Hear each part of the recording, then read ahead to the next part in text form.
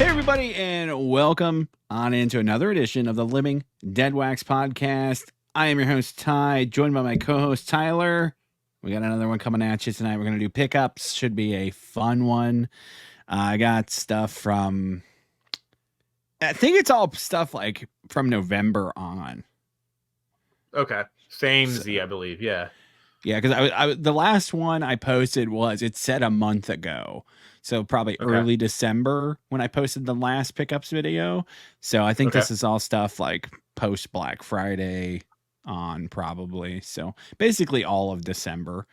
Got a nice little stack of a mixture, cassettes, CDs, got some DVDs, and of course vinyl. And I know Tyler's got a shit ton of CDs. So this will be interesting. Got a bunch of CDs, absolutely. Yeah, you got some fire cassettes too, actually. Yeah, I only have 6, but it's a nice little load. That's what no she pun said. intended. No pun intended. Yeah. Anyways, guys, if you like this type of stuff, music content, gabbing and yammering on about music and vinyl and physical media, hit the like button, subscribe, comment down below. What have you been picking up? Also, what do you like in our hauls tonight? But usually we open the show with a starter question, an opening question. You can also leave comments down below for openers if you'd like us to read your opener. Fill in, because I'm running out of ideas already. So fill them in down below. Creatively bankrupt. So yeah, no, absolutely. That ravine is run dry very quickly. Yeah.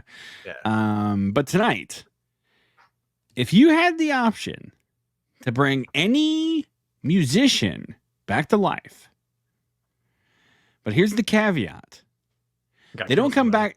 You gotta kill somebody else. No, you bring them back to life, but they do not come back to life in their prime. They come back to life as they died. So, like, if they died as a really bad drug addict or something, they come back as that. So it's a caveat of like, I don't know how much more output we're even going to get. Yeah. So me bringing back Bowie might not be a great idea because he was already on the, he was 70 years old. So he's back 9. Exactly. So he'd just come back as like 79. You might not get much anymore anyway. So, yeah. All right. Well, I mean, so obviously, if we're doing that, if that's the rule we're playing by, you got to bring them back as they died. You're looking young then, right? Like you're looking real young. I would look at somebody like that before their prime, or just young. All right. So obviously, the 27 Club is prime pickings for this deal, right?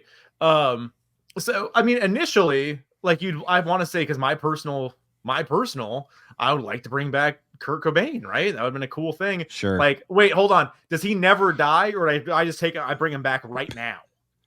It's like that would be weird. Oh, gotcha. That's 56-year-old Kurt Cobain comes back right now. Like, no, let's say he comes back at the same age. So he comes back at 27. Okay, so like he never dies then, basically, right? I guess, but he just maintains his drug addict. Hopefully he gets clean. He might still die. By the way, he didn't die in a car accident. He could still die 2 days later. It's an interesting thing though, because does like his bandmates stay the same age as they are now? So are they just like 50-plus-year-old men? Or so like he tries to get the band back together and it's real awkward? Or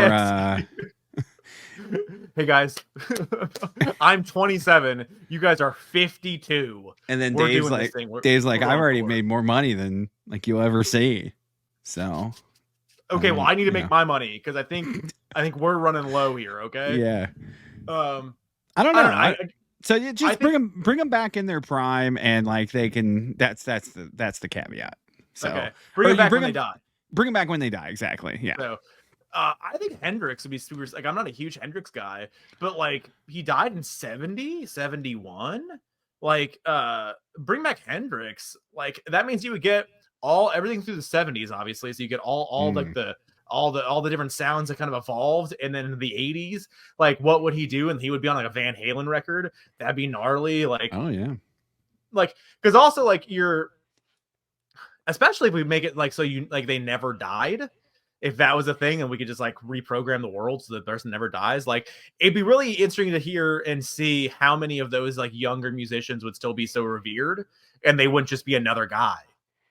Like, you know, like what if Kurt would just, he had a run, man. Those first couple records of the 90s, man, that was a hell of a run. And then he made just 4 more records of nothing, and like, no, you know, it was garbage. Like, you know, legacy tarnished. Yeah, exactly. You know, so I don't know, but I don't know. Either Cobain would be the easy one, but I think Hendrix would be pretty cool. Like, I could say Morrison too, but I don't know. I feel like he'd get too weird, and he'd go like a route that I don't really want to listen to anyway. But yeah, what do you got? I mean, yeah, the first guy came to mind would be Peter Steele from Typo.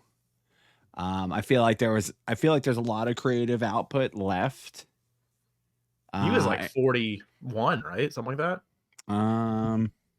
Young man. Definitely in his 40s. I can't remember if it was early or late 40s. Yeah, April 14th, 2010. Why do I have to click all the way in there? 48.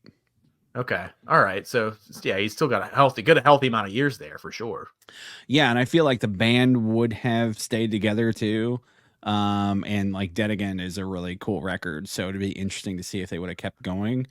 Really would have been interesting to see if he got way more into his Catholicism too, and like went deeper into it. Because like by the time Dead Again coming out, he like just started to get back into it. So that would be kind of an interesting tale. Because the fandom would be way different right now. I think if there was like 4 or 5 more records that were even more gnarly than Dead Again. Yeah, that's a thing, like, right? It's like, especially if like again with this scenario though, if they just never died, basically they just continued on. Like, yeah, you don't know what their legacy, because their legacy is what it is now because that's what we know, right? So like we've built them up over what they did already, and they can't do anymore. So like, who's to say that they wouldn't have gone on and changed their fan base or changed the sound or whatever, right? Like, I don't know, man. Like, that's a whole weird thing. I think the one we're missing, the big one for a lot of people, would be like John Lennon, though, right?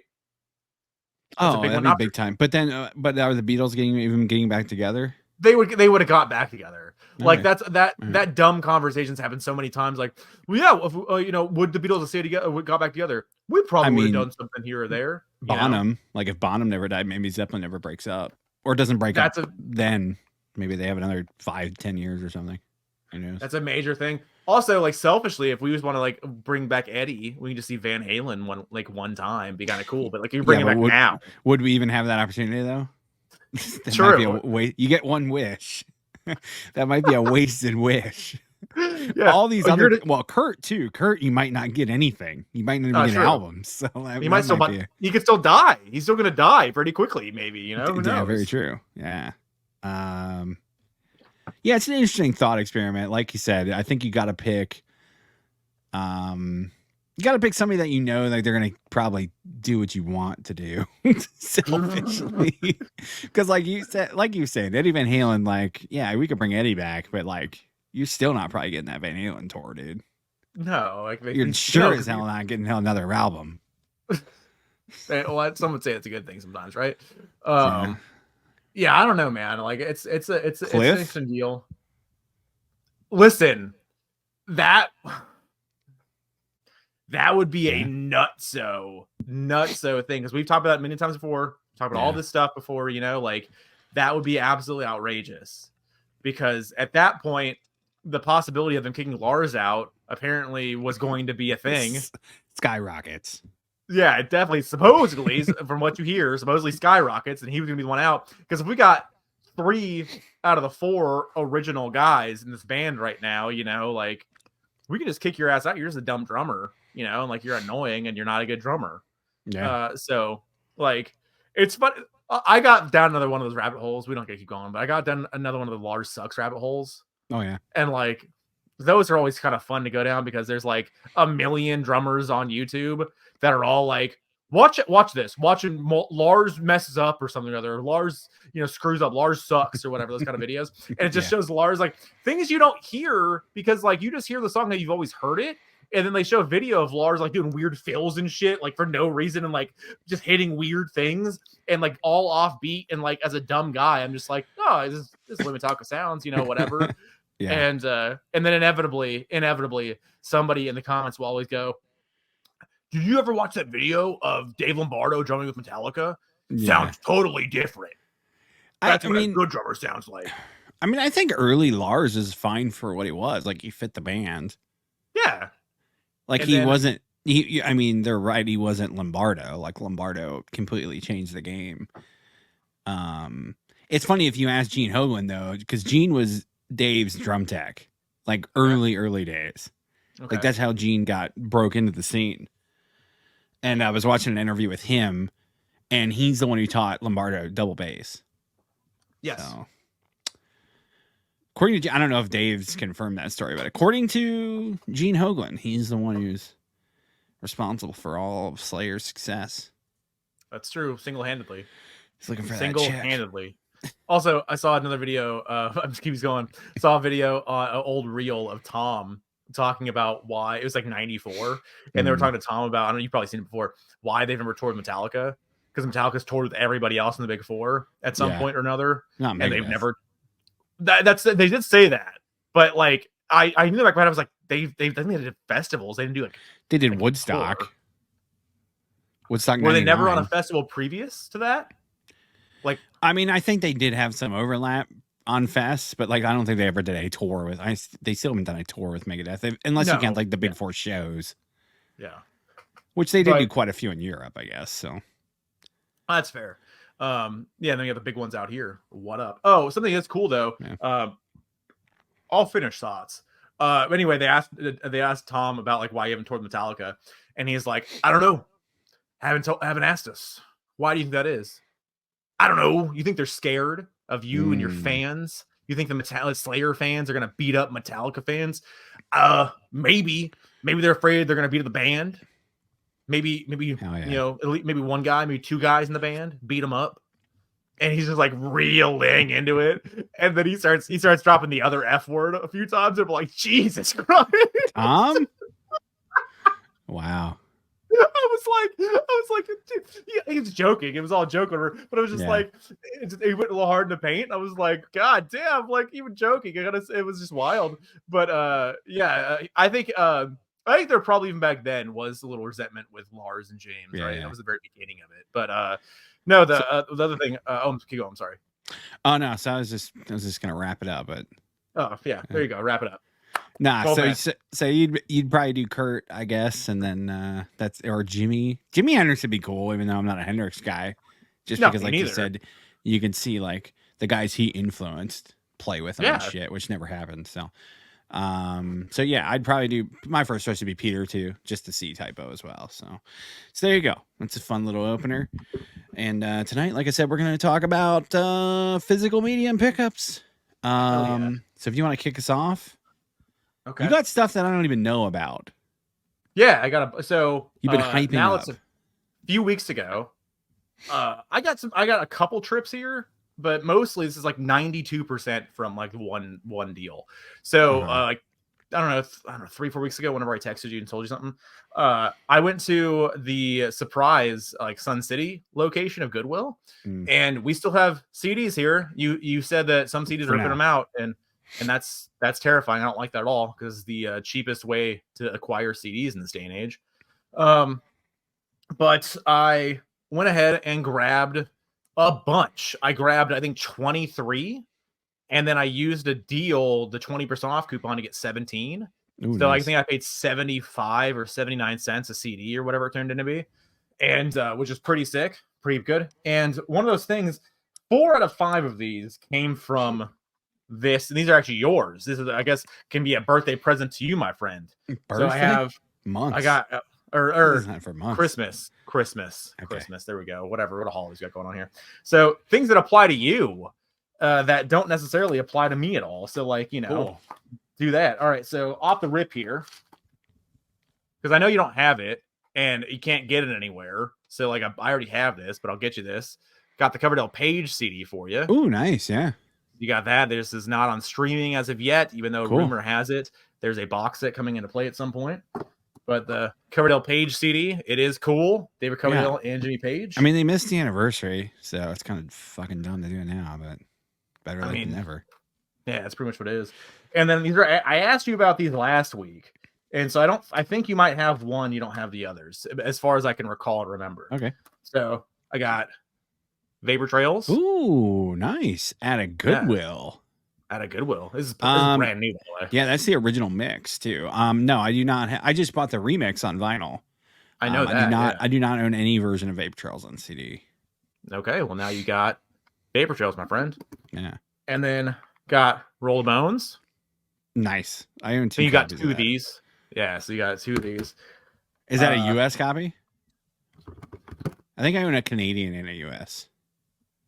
This is printed in USA, yes. Gotcha. Okay. All digital on this one as well. I think they all are probably, but that's 92, so yeah. Yeah. All right. And we got on that, you got Hold Your Fire. Nice. Do you not have Hold Your Fire on CD? Okay. This is another USA. Yeah. What's that red thing on the spine? I think he had this as a cataloging thing. I'm not sure because there's one on here too. 75 or whatever it says. Yeah, 075. Okay. And then this is 040. So this wouldn't even be, I don't know. Something on here. It's just a little tag. I don't know. And then something that I have never seen before, except for I saw it on vinyl one time that you did not buy, but maybe you weren't in the vinyl, but you're in on the CD. Geddy Lee solo record. No, I have that on vinyl. Oh, okay, you did. Okay, fuck. Okay, so yeah, it's a record store day release from 5 or 6 years ago. You told me that, yeah, and we saw it, and you said picked it up still sealed. Was that the one we talked about, or is that another one you bought? It might have been. I thought I bought it with you, but you might have told me about it, and then I went and I picked it up maybe afterwards or something. Like it was still there, and I'm like, oh shit, I'll just buy it. Yeah, it's a cool record. It's definitely a cool record. That's a cool find. CD for you. That's a good Rush set. Wow.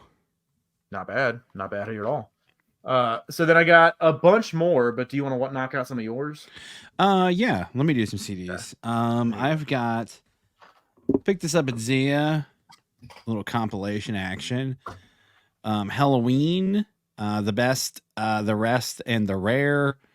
So you got singles and some unreleased B-sides and shit. This came out in 91, and this is a German pressing. So nice. So that's mainly the reason why I bought it. There's the CD's in the CD player. So yeah. It isn't lost or gone, because I've almost done that a couple times with CDs. I had not looked, and I go, I better look, and then they're not in there. Oh yeah, you just did that last weekend. Yep. Yeah, I got excited. Speaking of Rush, I do have a couple Rush things. I showed these off. You can check out my entire Rush collection. It is up on the channel. If you're interested in that, which is a fun video to do. I was trying to think about bands I have the most of, and I was like, Rush might be the most, but I do have a lot of Maiden shit. Yeah. So that actually might top it. So I gotta do a Maiden video too. But Rush Test for Echo with the hype sticker, and it is a promo. US promo. Nice. So this is 96. This is the album before the hiatus.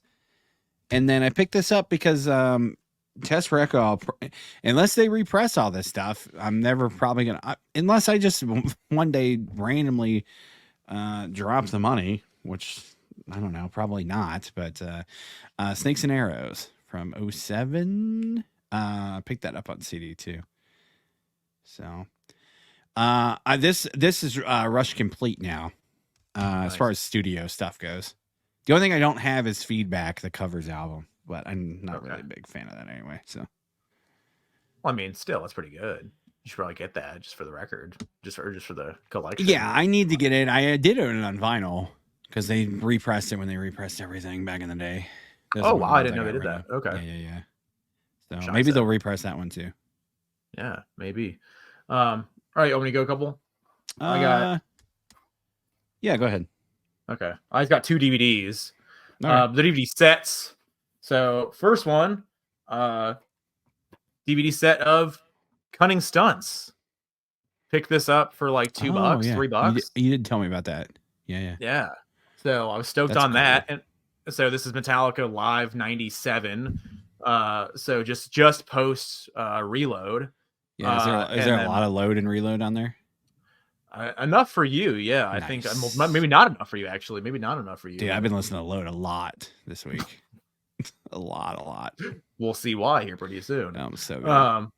But no, yeah. So a lot of this, and there's also like they have Easter eggs that I have never done. I don't know if you've ever done a DVD Easter egg. Have you done this before? Okay. Yeah, WWE DVDs used to have them. Yeah. Oh wow. Used to look them up online. I mean, DVDs back in the day, like all of them used to have them. Yeah. And there used to be websites dedicated to DVD Easter eggs. And it's a lost art. Yeah, it is a lost art. So for our children here that are watching that have no idea what we're talking about, back in the day of DVDs and maybe Blu-rays too later on, no idea. But DVDs not as much. Not really. Not died really. with DVD basically. Fair enough. So I mean, DVD's still a lot around, but they're not doing it anymore either. Yeah, fair. So they would do, especially for music docs, for like, and also I guess wrestling docs or videos. Just all DVDs. All of them. Okay, yeah. Fair. Like movies and stuff too. Yeah, okay. Major motion pictures and shit. That's crazy. There's tons of DVDs with Easter eggs out there. Yeah. But it's like if you press up during this particular point in the film or the movie or the show or whatever, press up, over, B or whatever on the remote, it will access an alternative menu. So you can actually select a different, in this case, different camera angles. You can actually select any camera angle you want. It sounds like I did not do this because I don't actually, like, I do have a DVD player. I guess I could have done it, but like, I don't know. I don't have a remote for that DVD player. Actually, you could put it in the PS4. Do it that way. I wonder if I didn't look it up, but I wonder if it's like an over thing. I guess I could do over. I don't know, whatever. But yeah, there's 3 songs there you can just do yourself. They have all the cameras, so you can keep just skipping around and stuff. Wow. So like, pretty sick, not bad there, and also almost 1,000 photos from every stop on the tour. Wow. So like you get, and then CD-ROM, DVD CD-ROM in here too. So you get your money's worth here. So this is probably $45-$60 back in the day, like at least. Like this is monies. So there you go. So that's a good $3 on that. These are also not on Blu-ray or anything like that, as far as I know, because they haven't done that era yet. So like, there's no reason to do this for Blu-rays yet for the box sets. But maybe they will, maybe they won't. No idea. Because there's also like Cliff Mall. They didn't do any Cliff Mall stuff on DVD or on Blu-ray. I know it's on DVD, but I don't think it's on anything else. But yeah, so Cunning Stunts. And then I got the other big one, which I remember this coming out because I knew it was a big thing, was the Zeppelin DVD. So that fucking cover. Yeah. I just remember this being everywhere. This was this also looks like an old Windows background. An old Windows wallpaper. 100%. So it's 03, which I knew it was 03 because I was on AOL Instant Messenger, like AOL Instant Messenger. Yeah. And on that one, you could select your buddy icons. And Zeppelin and that was on there. Yes. Yeah. And this was the the artwork, right? And this, I think, just this was my buddy icon for a long time. I feel as though. So it has live at Royal Albert Hall from 70. They got extra promo videos, Denmark radio super shows. They have the MSG from 73. They have Earl's Court 75, Nebworth 79. And I guess a lot of these are incomplete shows, I believe, because I think I've seen people have like dialogue about how like there's footage out there they could redo whatever, like a remaster and add to the stuff or whatever. So like, again, none of this stuff is on Blu-ray. So this is the only way to own it. I don't even know if there's VHS copies of this out here. Actually, 03, like that's getting late, but possible. Yeah. But also just fun stuff. PS2. Ooh, hell yeah! PS2 compatible. Exactly. So these were cool pickups. This is the same time that I picked up everything else too. So it was all the same trip. Wow. This trip was a healthy trip. But yeah. So what was weird here too is they had 2 copies of it, I thought. But it was actually a naked copy without the outer sleeve, and there was no DVDs in this. So like I was kind of like weird. I pulled it out and I compared it. Oh, there you go. Here's all the artwork. That's a nice set. Yeah, but I pulled out and compared it to like the other one that was there, and I was like, no, this is the best one. So then because I was gonna Frankenstein them together, I guess, but whatever. Yeah. Yeah, so Led Zeppelin DVD, Metallica DVD. These aren't on Blu-ray. The only way to own them is on DVD here. So there you go. Love it. Does that Zeppelin have Easter eggs? Did you look it up? So it doesn't say anything on the back here. It might, per whatever internet archive there could be out there. Well, a lot of them didn't. A lot of them didn't say on the back. They would be okay. They'd just be hidden. Okay, Metallica's just says it. So like that's just a selling point. Yeah. So yeah, Metallica's it says on there yeah, like what does it say? Oh, it tells you. Interesting. Yeah, and it has the features 3 songs on multiple angles. Yeah. Yeah. So I have a one of the main DVD with all the music videos on there that has Easter eggs that you gotta like look them up, and you can access like random shorts and like there's like maybe I think like alternate takes of videos and shit too. Okay. So yeah, man, that was a big thing back in the day because I remember Josh had a giant DVD collection. Yeah, he did. So I remember that, and then all the WWE DVDs because I would collect them all basically. Yeah. And yeah, Easter eggs, man. Holy shit, bring them back. Blast the past, brother. I'll just rock out CDs here. Picked up a copy of King Diamond's Them. So yeah, I've been randomly running into old Merciful Fate and King Diamond original pressings. This is from '88, a Road Racer Roadrunner pressing from the US. So oh, US on that one. Wow, okay. Yeah, I was gonna assume German again. 88 US pressing. So really clean.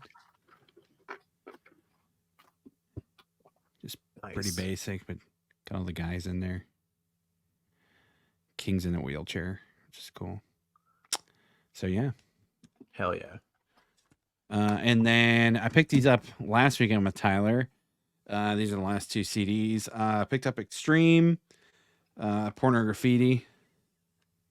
Hell yeah. Still got the Goodwill sticker on there. Nice. Haven't even bothered to take that off. Classy. 99 cents. So whatever. I haven't looked this up, but I'm assuming it's an original US pressing from 90, which is funny because the girl was like looking at it, and I bought this, and I bought this Bee Gees One Night Only. Yeah, this is one that my mom used to have, so I was like, I like this. This is a live record, so I'll pick this up. And then she was looking at both of these, and she's like, "Nice." And Tyler's like, Which is nice?" She's like, "The Bee Gees." Which one you popping for? Yeah. And then she looked at the Extreme, and she's like, "What's this?" or whatever. And he said like, "Oh, it's like 80s glam hair metal." Sort of, I guess. That could be cool too. My dad's a big fan of that. Yeah, which is great because this record it came out in '90, so we were almost alive. So almost it makes you feel old. Yeah. And then my last CD, I did talk about this. This is in my top 10 albums of the year. And I talked about this on the most recent episode we did where we talked about our best and favorite pickups. So I won't go into depth, but Peter Gabriel's new album, I.O. So that's it for my CDs. Hell yeah. So if you want to do a few more. I'll do a few more. Yeah. All right. So I think these are all from... So I'm trying to do them in like groupings of some kind, like to make it make sense. Yeah. I think these will kind of work out pretty well, I guess. So I got, again, same trip. I got the Jimmy Page, again, non-streaming, Walking Through Clarkdale. Wow, what year is that? The 97. Whoa. 98. Never seen that before. Yeah. We've actually seen this record before. Way back. That thing's probably rare as hell. Very expensive. Yeah, rare. So so got this. I've actually never listened to this before because I don't have access to anything. Like I could do it on YouTube, I guess, whatever, right? But I just never done that. Sure. But it has its fans from what I know. So there's Walking Through Clarkdale, the Jimmy Page and Robert Plant record. Also a sealed copy of Latter Days with hype sticker. Wow. Yeah. So with the original Best Buy, I believe it's Best Buy. It looks like it's Best Buy from 2000. This is $12.99. It has the date of marking on there. Wow. And that's going to be $320,2000. That's the ones Josh had, but Josh had the 2 disc. It was the double set. They did one. They did one that was a dual discer. Okay. That contained Yeah. Yes. So. Yeah, they didn't have early days. So like I guess I got, because I think I story to you and I told you like already, but like when I walked over to the CD rack, there was a guy there with a scanner and he was scanning all of them. He was near the top of it. Yeah. And I'm assuming that like he already he didn't go to the bottom yet, because if he did, the scanner was going to come back and like then you're like, well, how much money is going to make on the CDs? But like if you're gonna buy any CDs, like these are the ones you're gonna buy. Like you might not get rich off of these, but you'll make your money back and then some, right? Sure. So like, especially for $1 like, or less if you use the coupon. It's true. Yeah, if you buy enough, for sure. Yeah. And then last one, non-related to Zeppelin, but I got this. Another dollar pickup. The River. Got that blue border. Oh, yeah. This thing looks like shit. This thing looks like garbage. Why was that the choice? I'm not sure. Yeah, this is early CDs, though, right? Obviously. So, like, what's also crazy on here is, like, I think the ink, because I initially thought this was a, because when you see that, what the fading, what do you see? What do you assume? Like on the spines. I don't know. I always assume it's from a like a bootleg or something. No, it's from a swap meet, because that's just the sun eating it for however many years, months, days, whatever, right? Yeah. But it's on the other side too. Oh, okay. The same other side. So it's like it's just weird ink on that one. I'm not sure, but yeah. Did you look that really up? Nice. Is that an original US press? I'm assuming as much. Like. This is printed in the US. Yeah, I'm assuming as much. That's double discer. Double discer CDs are perfect. Wow. Yeah, and the that record's that long to necessitate 2 CDs. Oh yeah, it's two LPs too. Yeah, like I mean 2 LPs can barely hold what a CD. CDs can hold like 70 plus minutes and be fine. Yeah, so we got disc 1 has 11 songs on it, and most of those are from 3.5 to 4 minutes. Disc 2 has 9 songs on it, and those are some over 6, some over 5, some over 8. So yeah, these are interesting. These are a long deal there for the boss, but yeah, it looks like shit. I hate these CDs based on just the way they look. I don't know why you didn't just make this a square CD. Yeah. But I guess we haven't established that you can just do a thing here to like make it more square and not so much like a rectangle. Sure. But I don't know. But yeah, so for $1 though, I was genuinely shocked as $1, because usually these are $3.29 at Goodwill or for the double. Or like for the doubles, yeah. No matter what it is. It could be Bruce Springsteen or it could be the Italian Philharmonic Orchestra playing Mozart. It's gonna be $3. Yeah. I'll do a few DVDs. I picked this up at Zia. Still not watched this yet. I mean, I'll throw this in later this week. I got a Rush bootleg, The Rise of Kings, 68 to 81. This apparently has interviews with friends and colleagues, and a rare and classic footage. So I'm assuming this could be dog shit, but it was $5. So I was like, I'll buy it. There might be shit I haven't seen in here before. So I need to pop this in and watch it, and see what it is, and if there's actually anything like cool in here. It could just be a bunch of nothing. So I wonder how much of it you've already seen, right? Like randomly. Yeah, exactly. That's what I'm curious about. I need to pop it in. Picked up Exit Stage Left on DVD. Hell yeah. So that was pretty cool. When I did my Rush collection, came to I own it on Laserdisc, VHS, and DVD. So format complete. There is no Blu-ray for Exit Stage Left. At least I'm not aware of one. Have they done any Blu-rays of any old stuff? I don't think so. I don't think they've taken stuff and up-resed it. Okay. Like none. A lot of fans have. Yeah. That Stick Hits channel is amazing. But all like he's working his way through the Laserdisc, isn't he? All the current, he does that and does the AI upscales, and then sometimes he'll take different audio from different sources and combines it with it if there's a different better audio track. He does a really good job. anything like newer within the last 15 years was always on Blu-ray and DVD.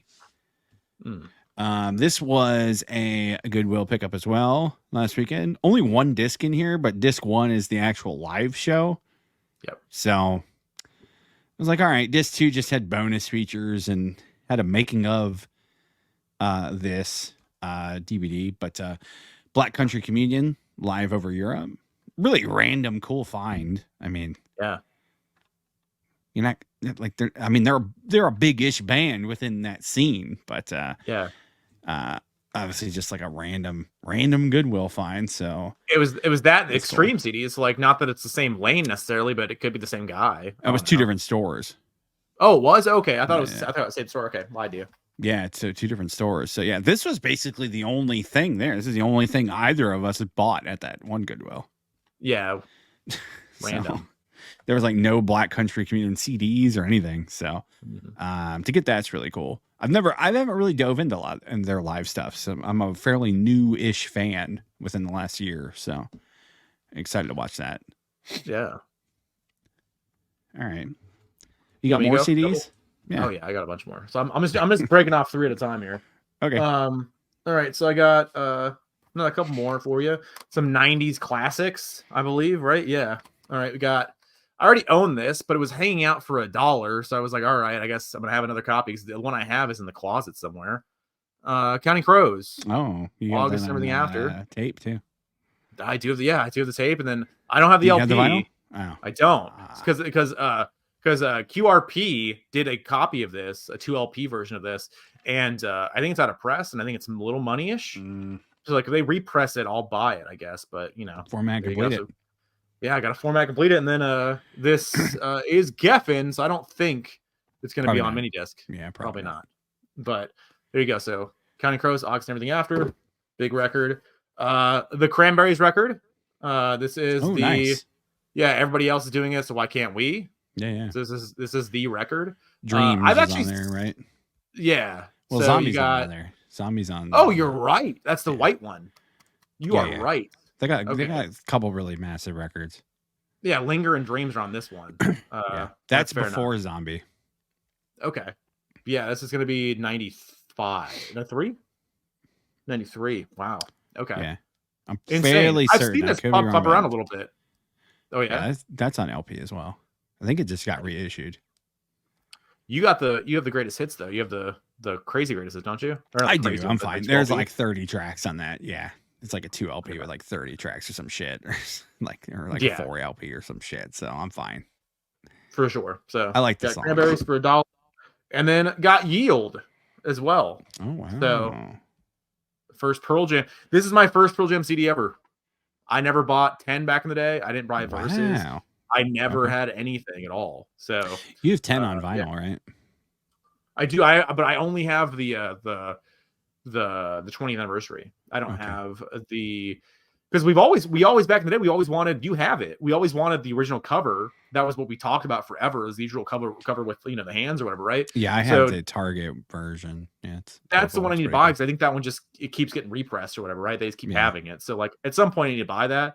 Cause I think they have standard blacks in that too. So like you wanted to get it otherwise, but I don't know much about the Yield record. I think it's got a couple tracks, doesn't it? You gotta name them off, man. Brain of J, Faithful, No Way, Given to Fly, Wishlist, Pilati, Do the Evolution, MFC. Do the Evolution's the biggest single. That's on the greatest hits. Okay. MFC, Low Light, In Hiding, Push Me, Pull Me, All Those Yesterdays. I probably know more of those than the names if I heard them. Also, I think you've shown me this before, but that is cool. Yeah, that's sick. Got a hole in there. And the thing that's cool about these are all of these are brand new.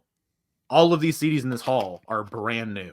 So like it's pretty impressive. The guy kept these, or girl kept them this nice for all these years. So there you go. Yeah. That's nice. Yeah. All right, I'll do some cassettes here. First one, a classic, 1984 by Van Halen. Okay. We were at Zia and Tyler pulled this out of the shelf. I missed it. Here's another one I also missed. Soundgarden, Louder Than Love. These were all a few dollars. That was all they were. It's crazy. Like I think this is like $4. Crazy. Maybe $3. This is a really good find. Really good cassette too. The album cover works for a cassette. Perfect. And then another really cool find, which I'm surprised this album actually got the nice treatment of changing the album cover a little bit to make it fit on a cassette. Another one that was in there, Black Sabbath, The Eternal Idol, Tony Martin era, the first Tony Martin album, and the last album on Warner. So that's awesome. Yeah, that was a really cool find too. You miss the cassette sometimes, man. Your eyes are not trained yet. They're not trained the way they should be at this point. I think they skip sometimes. I just get tired. Like, it's just and half the time you're looking at nothing. So there's only so many times you can see the Vince Gill, the 19th Vince Gill, cassette. Shout out Vince Gill. You're just looking at like every Randy Travis album. So 100%. Right. No, country moved on cassette, brother. It absolutely moved. Oh, definitely. All right, so I got all these 3 more here. Let's do got Amorica. Oh, Counting nice. Crows. The edited.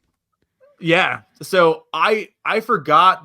So I knew this is edited. I have, because I've seen obviously the original, because Mike has it on the wall actually at Ingroove, or he did circa a few months ago, I think, whatever. But this is obviously edited version. Unedited version shows a little bit of a hair, if you will. Yeah, it's the cover of that Hustler. Yeah. So that's cool with the white. That's original white on there. I actually wanted to get this. I haven't cleaned any of these, by the way. I need to clean them, like really clean them. Yeah, but I want that white to pop. They had to pay to license that picture, right? Obviously, or else they would have big time trouble. I don't think that Flint would have really cared that much, right? Like, I doubt it. I mean, I doubt he wouldn't. Yeah, you think you gotta. Well, I mean, unless even he doesn't know, unless it's like the photographer or something. I don't know how that works. So sure, I wonder, because like, also if you're that woman, like you probably just got paid for that shoot or that. I don't know if she's in the magazine or whatever, but like, then you're just, your nethers are on this album cover that becomes a big giant album. Yeah, and you never see a dime for it. Oh yeah, I don't think she would ever see a dime for it anyway. Like I don't think Janine gets any royalties from like every like repressing or whatever reintroduction of like the anima cover, right? Like, dude, you got to work those contracts though. Shit, dude, that's a lot of money. If you were able to get a dime, which I think a dime is a dime a lot of money. You think? What do you mean? Like in general, or? No. Some people, no, like a dime per unit. You think? Is that a lot of money? I mean, that's $1 million, right? 10 million copies. That's $1 million. Yeah, so maybe you should get $1 million. Made $1 million. Made $1 million. Yeah, I need to clean these because I want that white to be a lot cleaner. It's not very clean. Yeah. I also need to get some of this goo did not come off very well. So yeah. So anyway, Amorica. I got Meatloaf, Battle Hell 3. That's the trilogy, right? Or is there? Yeah, 4? It is. Monster is Loose. So I don't think there's a full. I think this is the capper. Okay. This is a lot of different people on here writing and co-writing with him. This is 2006. Hold on. So Monster is Loose. I'm pretty sure there's not a 4 because like I would definitely remember this because on this I think Eric Lally from Foxy Shazam, he's actually on this record and he co-wrote some of it as well. Interesting. And this is before he was ever a person at all. Gotcha. Also, again, very interesting. Not on Spotify.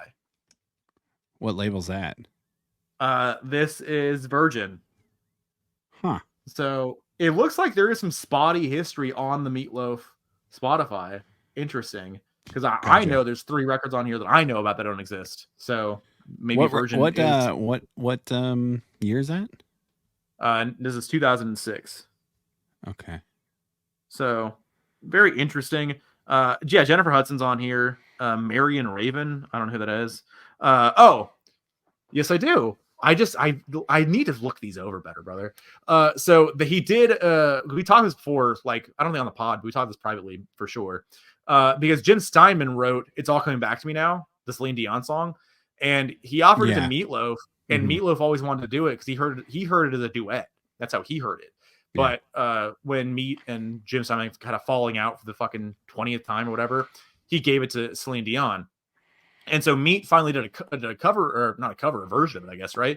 He did a version of it, and it's mostly, a lot of it's the same, but it has this woman named Marion Raven on it as the duet, and it's cool. It's good. Like, this is obviously not Meat. I've heard it. His prime, I've seen the video of it. There's a video for it.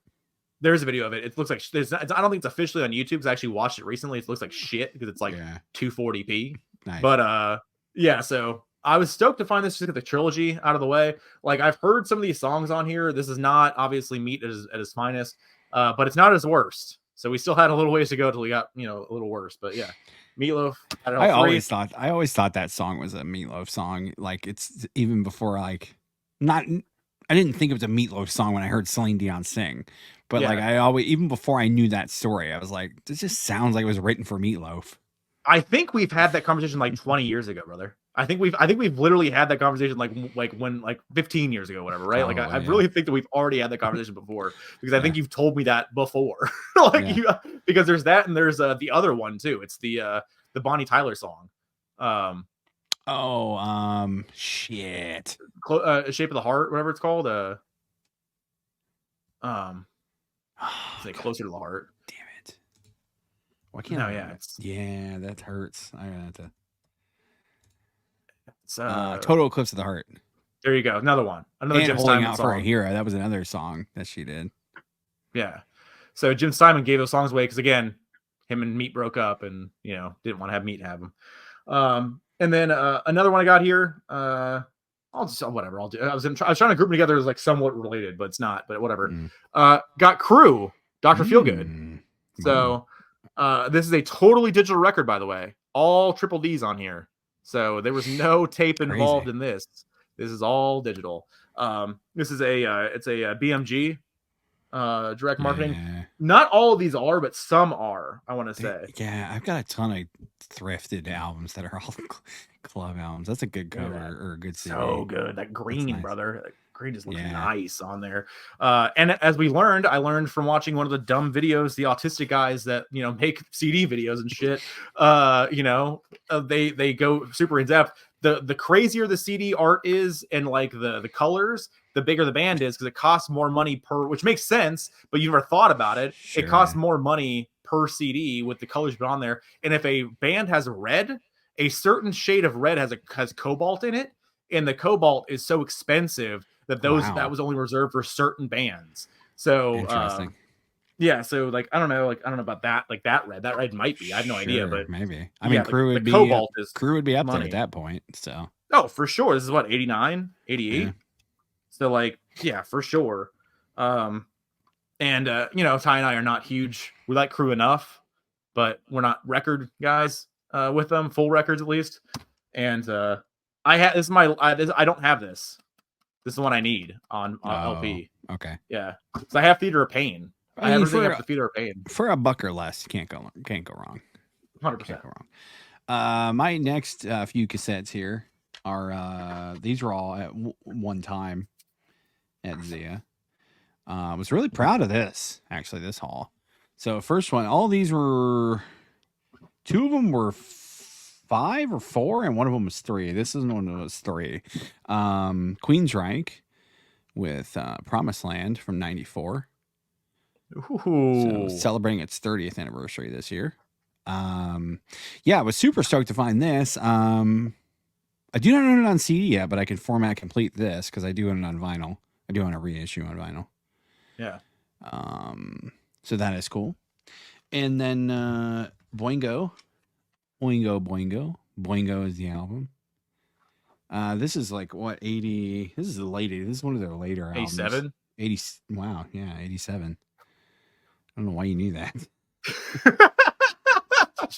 No thanks. I think I already looked at that. I looked at these at your house. Probably. So I think I already guys read it. We Close Our Eyes. That's like the big song. I know that's on the Grace Hits.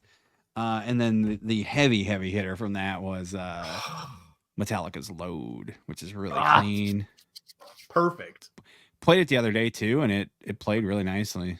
So, yeah, this is like I said, it was like $4. So there was no other Metallica there. Like there was none even in the case. Yeah. So yeah, Metallica's load.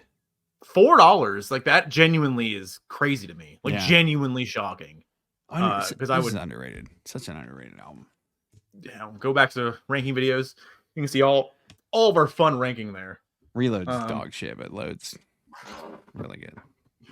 All right, I'll jump ahead actually. And if you put them together, it's a classic album. That's true. They would have done Everybody that all said that all the time. Everyone has always said that. That's true.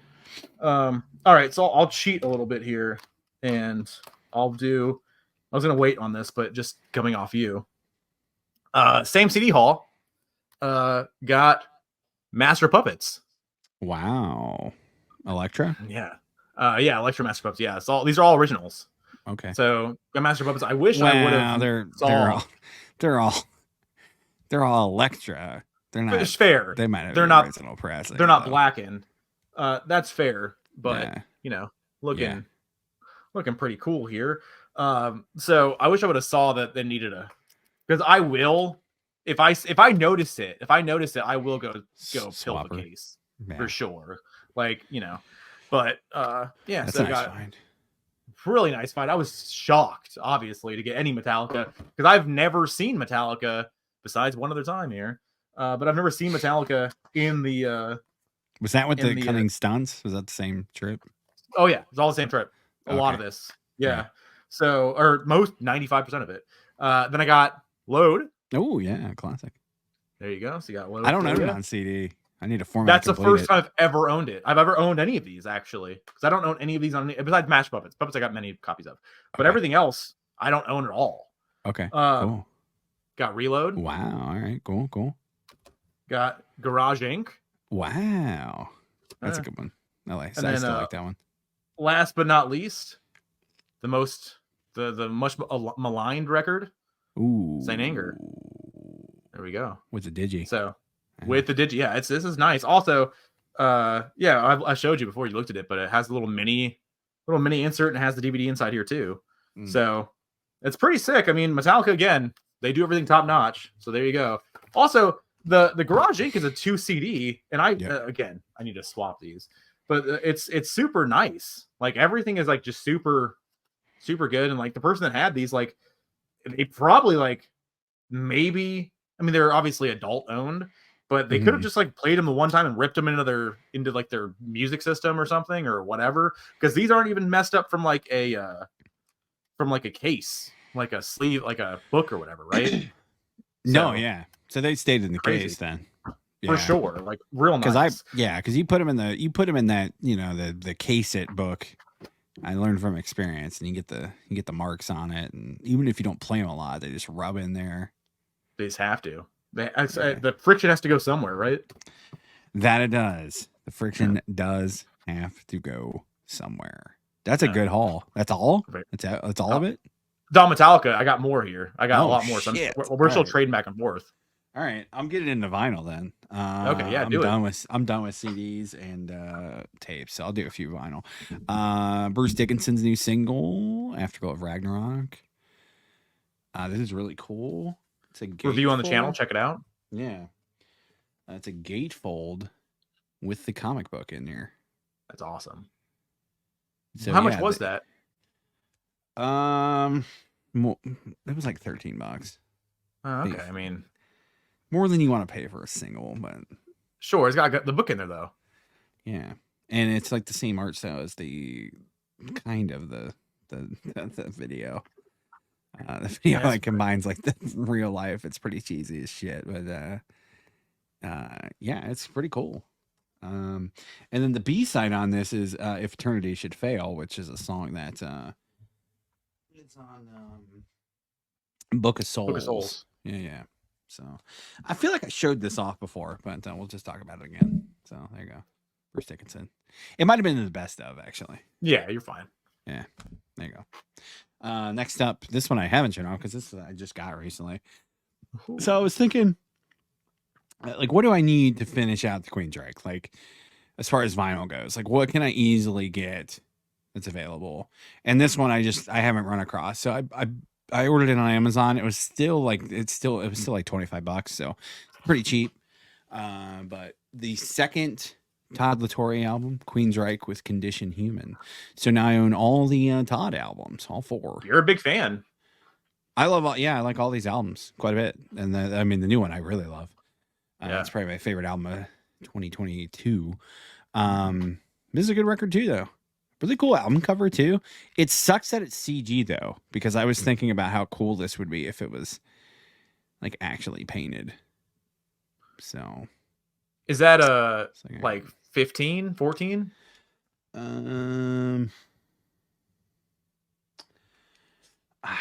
Something like that. Well, the first record's 2013, so it's probably like 15, 16. Okay. All right, fair enough. So yeah. I try to recall when we were going through it, when the Jeff thing was fresh. I was trying to recall like when all the stuff was going on. The first Todd record is 2013 because I covered it on the 2013 episode. So that's probably like 15 or 16 without looking that up. Next, this is just a really clean copy of this. I needed it. This is like $6. So Duke by Genesis. I thought I already owned this. And I was like, this is so clean. Let me look at it. It's like brand new looking. So I do run across a lot of Genesis, by the way. I don't know if you'd ever want that on CD, but I do run across a fair amount of Genesis. I don't know, because all that stuff I own is easily ownable on vinyl, and I already own on vinyl. So yeah, that's my thoughts. Double.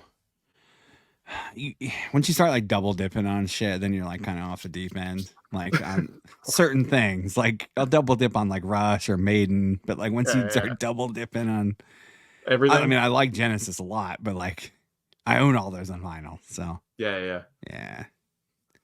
Depending on what it is, like if you were to find like Peter era Genesis, like first CD pressings of that shit, that'd be kind of cool. Okay. To get all that stuff like unremastered and shit. It depends on what it is. I've seen the live record a lot. Seconds Out, the black one. The one with them walking. That's fair. The one with they're like walking on the cover of it. Oh yeah, that's a later one. I actually have that on CD from one of the other. Well, there's 2 versions of that. There's like early and later. So there's like a CD of that where it's live. It's modern live stuff from the time, but they're playing early songs. They're playing early Genesis, and then there's a second CD with this like the 80s and more contemporary shit. I think I own the second one. Okay. Anyway, I needed to get this reissue. This is part of the 40th anniversary Noise reissues that are coming out. This is a really cool like splatter vinyl. Kreator, Pleasure to Kill. This album is fucking sick. What a great cover too. This is all embossed. So just let Tyler know. And then there's your variant. Very cool. Blood splatter. Hell yeah. Kind of looking. So Kreator. German thrash. I think all thrash should just come in, like inherently come in blood splatter. There you go. Like that's the default color there. Yeah, that's the default variant. Yeah, like black's like the rare variant. No, absolutely. Are you want me to bust out a couple more? Yeah, go ahead. All right, so I got some randos. Actually, I can give this to you if you want. This might be, I don't know if you, I don't know how much you want to double dip here, but I had to pick it up because it was there. I knew I had to have it. Door to Door. Oh, yeah, I'd take that for sure. Okay. I would have bought that if I saw it there for $1. Okay. Yeah, and this is brand new. Yeah. So still all Electra. Yeah, absolutely perfect. Yeah. This is a perfect case with it as well. There's no cracks whatsoever under, no markings. So badass. What's the song on here? That's the worst record, so you got to name them off for me. I got Leave or Stay, You Are the Girl, Double Trouble. You Are the Girl is a big single. There might be Everything one other single. Tata Wayo Wayo. Strap Me In, Coming Up You, Wound Up on You, Go Away, Door to Door. Yeah, the first song that I named. The first song that's literally the worst record. I mean, that's the record before they broke up. So yeah, it's the last one, right? Yeah. All right, so another one. I had to grab it. I don't care about like half of these, but like this, I remember when this came out because I remember it was a huge deal. Because I don't know all the lore or whatever. This is 2002. I don't know all the lore, but I just remember being a big deal when we were kids. So I picked it up. Paul McCartney back in the USA live 2002. Never seen that before in my life. Wow. Okay, Right. so I remember seeing a lot of commercials for it and stuff on like TV or whatever, right? Okay. But I also remember they played this on A&E a bunch for some reason because there's the DVD of it or whatever. Oh, okay. So they played a lot of this, and it was like super cool. My parents were all stoked about it, but Yeah. like I don't know why it was such a big deal, but maybe every Paul McCartney back then was a big deal. I'm not sure, but just in my mind, this is a big commercial thing. So there you go. So back in the USA, and then also got Blue, Third Eye Blind. This is the third record, right? I think second record. I'm not as big of a fan of this record. I know a lot of people love the first like 4 Third Eye Blind records a lot. But I'm a casual fan, so now I have the first 2 on CD that I've purchased randomly. And yeah, so Third Eye Blind. I know there's a lot of songs in here. Never Let You Go. That's the big one. Deep Inside of You, obviously. The big ones. But yeah, so Third Eye Blind. Got those. So, nice. Let me crank out a few more records here. Italian black metal. These guys have been around a long time. This is the first record I've ever tried of them. I had heard the name before, but I was watching SOT and was it Ryan on there? He's a big black metal dude, and he was talking about this, and I'm like, yeah, man, this sounds really cool. And I checked it out on Spotify, and I'm like, yeah, I gotta get it. I put this in my black metal video I just did, covering 2023 black metal albums that I've enjoyed, and that is Mortuary Drape with their new album Black Mirror. This just came out like November, I want to say, something like that. Anyway, really sick album cover. Always. Yeah, if you like Celtic Frost, Venom,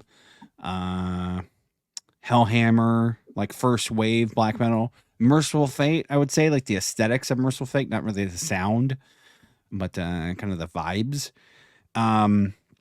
Yeah, the way he described this was like, yeah, it's like soundtracks to like a horror movie, and I'm like, oh, okay, this is interesting. I've heard black metal described like that a lot, but I was like, I'll check it out, obviously. And I'd heard the name before. Finally listened to it. This album is awesome, and that's what it is. It's a soundtrack to a horror movie. Like it's really clean. It's really like clean produced black metal, and it's not really raw. Like don't think like Mayhem or Dark Throne or Burzum or any of that type of stuff. It's not Norwegian at all, but that sound anyway. And so yeah, but like if you go into it with like a Halloween vibes or horror movies vibes, like yeah, man, satisfied. It's a sick record. Gray vinyl. Yeah, and they've been around since the 80s. They got like 7 or 8 albums, and hell yeah. Yeah, this is the first one I've tried, so I'm excited to go backwards. So there you go. Next up, this one I have been listening to a ton, and this is a band that also made that video, the black metal video, and their stuff popped up in my feed. There's a channel called Black Metal Promotions that usually pops up in my feed, and they just do black metal promotions. So like new albums, new EPs come out, they put them on YouTube, and bands will specifically reach out to them and they'll stream the albums and shit. And usually that'll pop in my feed, and if an album cover like catches my eye, I'll usually like click on it and listen to it, try to listen to a song or two and see if I like it, and then try to file it away. And this band had an EP that came out last year. Completely forgot about it. And then I was watching some end of the year videos, and I'm like, that's that band. Holy shit, their album finally came out. This is their debut. From Finland, Moonlight Sorcery. Oh, wow, that's nice. Yeah, really sick album cover. You got a gold foil. This is a really well done LP. That's real well done. With really good production. This is like symphonic black metal, so like Emperor, Dimmu Borgir, that type of stuff. Really great guitar playing though. Like kind of epic, almost not shreddy like Yngwie, but like the epicness of Yngwie. And it's you don't really hear that in black metal. I'm pulling it out just because it's such an impressive gatefold. That's good. And this is actually a book, and the book is in the gatefold. It's like pressed in there, which you don't see often. What was this? What did this run you? Not that much. It was like $28. Wow. Yeah. Because it was between this and one other album that was like, and the other one was like 31. And I'm like, yeah, I'm going to pick this up. So, because I'd been listening to it and I wanted to do that video. So, just really cool production, cool pictures. There's no reason we need to be paying $35 for single LP big sleeve records. Get the hell out of here. No, you should not be you should not be paying $30+ for Metallica gold. That is insane. That's cool. Was that yellow or green? It's gold. Oh, it's gold. Shit. Okay. Yeah, it is gold. Okay, fair. There's a bunch of different variants of this, but yeah, there's no there, and this is this is an import as well. That looks so nice. Oh, it's glossy. This is one of the best LPs I bought all year. Yeah, for sure. Like, it is one of my it would have made my top 10 albums list, but I forgot about it, and I did that list way too soon. So, yeah, Moonlight Sorcery album. Here's the album title for you. Mouthful. Horned Lord of the Thorned Castle. So there you go. 3 times fast. Their debut album, Moonlight Sorcery. Fucking sick album though. Yeah, this album's really good and really good production. Just the whole package. The album is produced really well, and then the LP, like, yeah. Are they on a label? Like a label note? Avant-garde. They're I think mostly black metal from what I know. Okay. So yeah, I mean, you can still good shit out there that's not crazy price if the fucking label isn't greedy as shit. So that's absolutely insane. Want me to do a couple more? Yeah, go ahead. Okay. All right, these are some of the. I bought these just because they were there. Like I couldn't leave them behind. Like these are the records I'm not familiar with in the slightest, but we know the guy. Okay. So we got Marching to Mars, Sammy Hagar. This is the first record after the Van Halen breakup. And Little White Lie. I know some stories about this record because it's the record immediately after post Van Halen, right?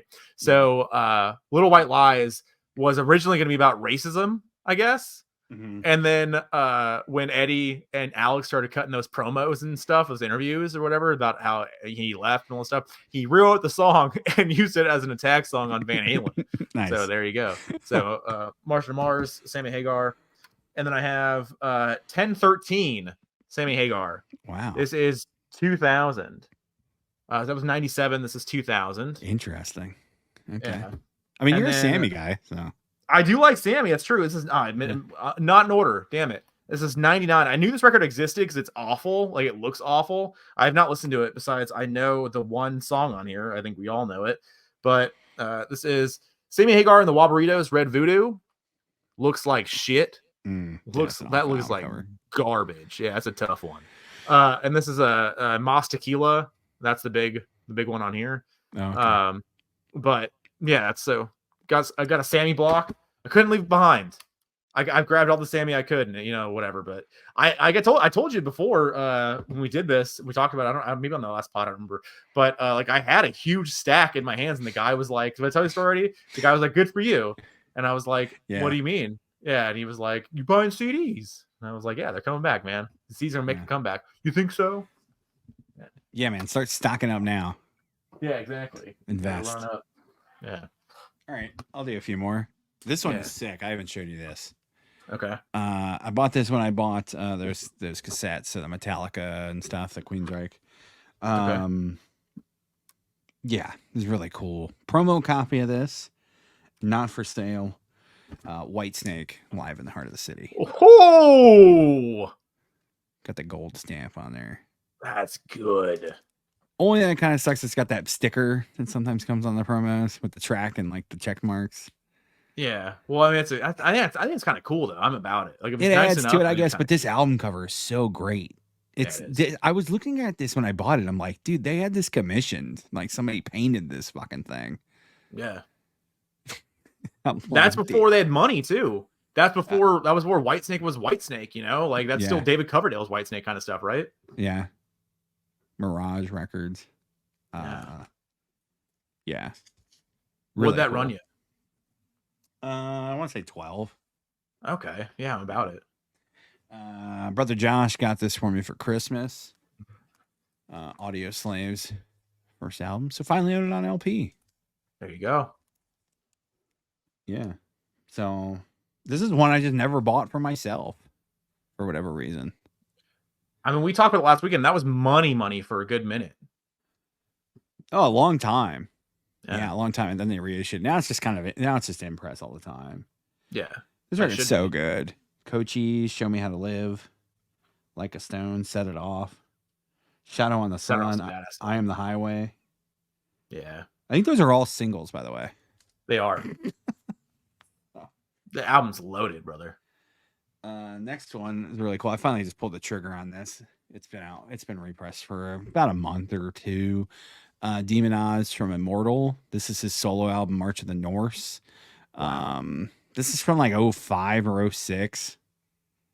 Maybe 07. I can't remember the fucking year off the top of my head right now, but yeah, so he did this kind of in between Immortal albums and shit. And this is kind of when he was still in Immortal, but he was out because of his tendonitis and shit. So he was writing stuff for the band, but he wasn't playing on anything, which is ironic because now he's the only guy in the band now.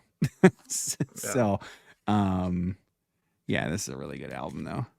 Nuclear Blast 200 Issues. I hope they do that I album. When we did side projects, I talked about that album I that Abath did. It was Abath and Demon Oz, I think, and a couple other dudes from the Black Norwegian scene. That's like a black and roll record. It's almost like a black metal Motorhead record. It's fucking sick. Real quick, because I'm always curious about this when dudes have working names. Do you know Demon Oz's real name? Nah. I don't want to break the kayfabe. Not off the top Do you know his full stage name? Yeah, it's Demon Oz. Is it something Occulto or Doom Occulta? Yeah, and then Abath is Doom Occulto. I think like the same thing. Okay, sick. Okay, yeah. So his name is Harold Navadal. I think it's Navadal. Nice. Yeah, and then Abath. I have read that again because I just like to know these things. It's funny to me because I want to know how. Because I want to know if like Peter, Jerry. Right? What's up? Is it Peter or like Pell? Abath is Olve. Akimo. Yes. Olve. Okay. And yeah, Abath Doom Occulta. Yeah, and then let's see here. You know what Hellhammer's name is? Also mentioned on here. Hellhammer, yeah, from Mayhem. That's Orsberg, right? Orsberg is his last name. Why am I thinking of Pell Orsberg? Who's Pell? That Pell is dead from Mayhem. Okay. I can't remember. So Hellhammer is Jan Axel Blomberg. Yes. Yeah. Okay. And then Horg, last one here for you. Because again, it's mentioned right in here. So Horg is Raider drummer from Horagon. Yeah. So he has a badass name regardless. Okay. But yeah. Very interesting. I like that. I like when dudes, but again, I want to know like Harold is funny to me. But I want to know like is like Gary, one of them like Gary, like something obviously not Norwegian, but the cool thing about black metal too is it satisfies that wrestling itch too. Like there's that kayfabe to it as well. So 100%. Like, and that's obviously something we both, love, the fact there is kayfabe involved in a lot of shit like that. It's very cool. Yeah. I'll do one more really quick. Do it. Picked this up because I was doing 2013 and I'm like, hey, I don't own this. And I actually need to recollect a lot of this band's albums, but Swedish black metal band Vatane with their 2013 album, The Wild Hunt. Another really sick album cover. Is that the tour we saw him on? It's really great. I think so. I've seen him twice. So this might have been one of the times. Wait, have I seen him twice too? No, just one time, I think. He went with me once. We saw him Club Red, and then we didn't see him with Demu. That was Enslaved. Enslaved? Lied to you. Yeah, Enslaved. Okay, lied to you. Keep going. This is a really good record, though. A lot of memories listening to this record back in the day. So, need to add it. I need to recollect the rest of their shit. It's all out there. It's just, they're the $50 reissues. Yeah. So they're nice though, right? they are they're really heavy. nice. They're 2 LP. They do a good job and good production, but it's just like Still buying them. spending $50 at a time. Yeah, You know? no, absolutely. But yeah, like, how much more do you have to go? Is that your first? That's not your first, is it? No, Like, I back mean end? I have their new album that came out last year or whatever, and Okay. that one, and then Okay. they just had a live album drop, which would be pretty cool. I think it's their first live album, Ooh. and which is cool because they're a very live band. They put on a very cool show. They do. I've seen them 3 times. I take that back. I saw them open for Behemoth as well. Nice. And I think I saw them headline twice. But anyway, so yeah, they only have like 5 or 6 albums, so it'll be easy to do. I just need to do it eventually. Fair enough. All right, I got 3 massive 90s records for you. So you could also have this one if you wanted to. I know you're a big fan. You are a big fan of the band. Got Live Throwing Copper. I already have it on CD. Oh, you do? Okay. So got Yeah. Throwing Copper. We just saw obviously. that last weekend too. There we go. Yeah, We saw the fair red, enough. the red case, the red tray though. Interesting. Which is a different I didn't variant. note that. Wow. All right. Fair enough. All right. So Live Throwing Copper. That's a great fucking album, Tyler. Put that album on. I like actually the singles. listen to that entire album. I know you're I'm a big telling fan. you, that album's production is amazing. Life changing. No, it really is for like early 90s. I'm not It's arguing with 93, you. right?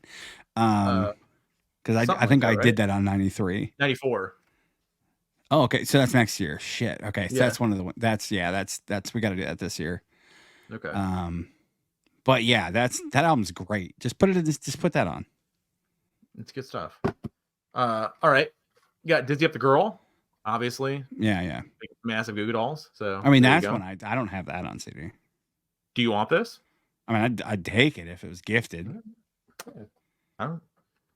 These are your bands. You know, you should have things before I do. Yeah. And I got Garbage version 2.0. Wow. This is not my favorite Garbage record from the day or period, obviously.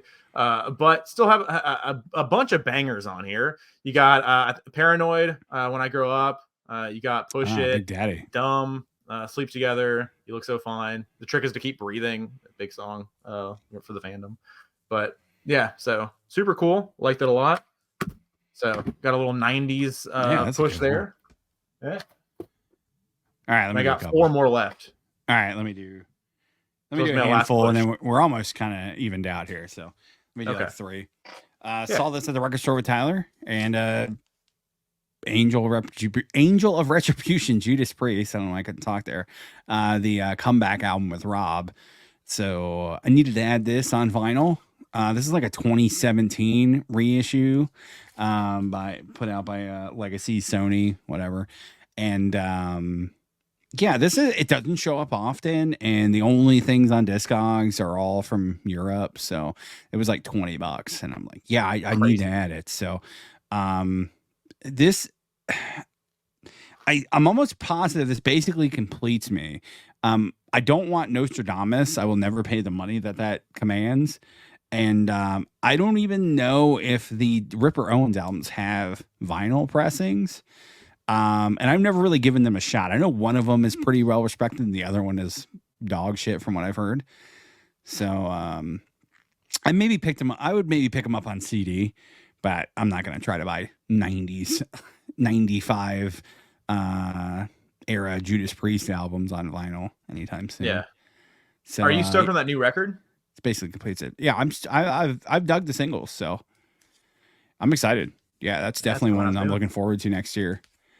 If we get that, we get the Merciful Fate and like maybe the King Diamond if he double dips. Like that'd be sick. That'd be a good year. Good old metal right there. Hell yeah. These next 2, picked these up on the same trip. They were cheap. They were like $5. Rocky 3, really clean copy. So clean.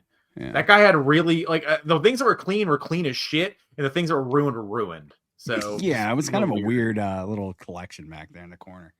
Yeah, and then Rocky. Hell yeah, just another really clean. That's hard to find clean like that too. That black, the black. That ring wear always shows. So always didn't know that. So that was cool. Yeah. Let me do a few more. Do it, man. This one I showed on my best favorite pickups, Godsmack, self-titled, sick album. Finally soaked on it on vinyl. I mean, yeah, it's too late here, but you know, whatever. These next ones are really cool. I don't think I told you about these. Picked these up at you were in Atlanta. Okay. I picked these up when I picked up the Peter Gabriel because I had to go to 2 different Zias to pick up that Peter Gabriel CD. But anyway, picked up Halloween 2. Hell yeah, those are always sick. So finally dipped on this, and the interesting thing about this is this variant is very expensive on Discogs. Like I want to say it's like over $100. Okay. I did not pay that. What's the color on it? It's just black. Oh, okay. Wow. Yeah. But they did 2 different covers. So there's like a cover. There's like an earlier pressing that's cheaper with a different cover, if I remember right. And this is a later pressing with an alternate cover. They changed the cover when they reissued it. Is that first cover white? I can't remember. Okay. I don't know if we've seen it or not. I'm not sure. Can't remember. Okay. But yeah, Halloween 2. Hell yeah. And then in that same haul, I picked up, and this one, it might be this one that is the more rare one. I can't remember. One of these is more expensive than what I paid for it. Nightmare on Elm Street. Ooh. From Decimals. That's real amazing cool cover. The gatefold's really cool too. Hell yeah. The back. Freddy on the back. So yeah. Double I'm about it. Kind of double dip there and added a shit ton to the soundtrack collection. And by shit ton I mean 4 albums, but yeah. Yeah, no. How many you got left there? I don't know, probably like 10. Okay, but one of them is like one of them's like one band. It's like 4 records. So, and I've already talked about it on the channel. So, okay, all right, no worries. I got 4 more CDs and I got 3 records. Oh, okay, I just forgot about those. All right, so I'll do the 4 CDs right now. More heavy hitters, at least for me personally, but most of these are heavy hitters for everybody. Got Reanimation. Wow, nice. I never got into that. No, like this was big for all of my friends in elementary school, but not for me. Like I also was not into it. Like it's the remix record for all Linkin Park. I don't give a shit. I like Meteora. I like Hybrid Theory. Like it's like not for me. Were you ever? I mean, we memed on it, but were you ever into Collision Course? I know you're a Jay-Z fan too. It was kind of cool, but I've never in my life, after it came out, thought about it ever again. Like we actually have in the CD book, we actually have all of those records. We have the first 4 Linkin Park records. Yeah, I mean those are grab bag CDs all the time. All the time, yeah. But yeah, no, so this Hybrid Theory remix then, right? Yeah. So it's again not necessarily for me, but we got JD on here, got Aaron Lewis. You got John Davis. John Davis. Okay. You got Alchemist. I don't know any of these other people. These probably are people that matter, but the guys that matter to me, JD and Aaron Lewis. There you go. Those are the last. Those are one step closer and crawling. So they finish it up strong. Wow. There you go. The best supergroup to come out of the early 2000s. Got Velvet Revolver, Contraband, first record. So I think it's all one collection, but this is also a promo copy, like for a radio station kind of thing, right? Wow, cool. So it says it cannot be ripped. I was trying to remember if that was a thing that's inherently on the CD or not, because I did have a couple of those way back when that you couldn't actually rip onto iTunes. So I remember. I don't think this is. I think I had this on my iPod. I'm pretty sure that I did. So I don't think this is for everybody for a non-rippable CD. But I wish I could tell you what they were. But that's a terrible idea. Like I understand why you did it, but like it's a terrible idea to make it non-rippable because like now I just got to carry on a CD player all the time or like play it at home. Like I can't do anything else with it. It's stupid. But yeah, so Velvet Revolver. I love Velvet Revolver so much. I'm a big Guns guy, obviously, but I love this record so much. This record, Libertad can take or leave at all. Like, don't give a shit about that record at all. But Contraband is the shit. They got the Master Plan. I mean, we should do that. We should do that episode with Josh. We'll go song for song. The first Audio Slave versus that record. First Velvet Revolver record. That would be pretty good. Pretty. I wonder easy. if there were similar tracks too. That Audio Slave has like 18 fucking tracks. It's a long record. Yeah, this has 13. Okay. So a little bit, shorter than that, but yeah. Got the Master Plan, Oasis. This is the B-Sides record, was exclusive to America. This is 98, I believe it is. And did you just get that on vinyl too?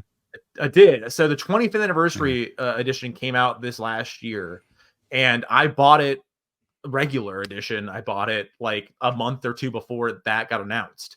So whatever, it's fine. Because I never saw it. I never saw this in person. So yeah, so I bought this. It's just it's a combination of B-sides from elsewhere around the world, and then we got it as a kind of a record, but like not really. But there's a lot of heavy hitters on here for Oasis fans. So there you go. And then last of the CDs here from the big haul, I got Tegan and Sarah, Business of Art.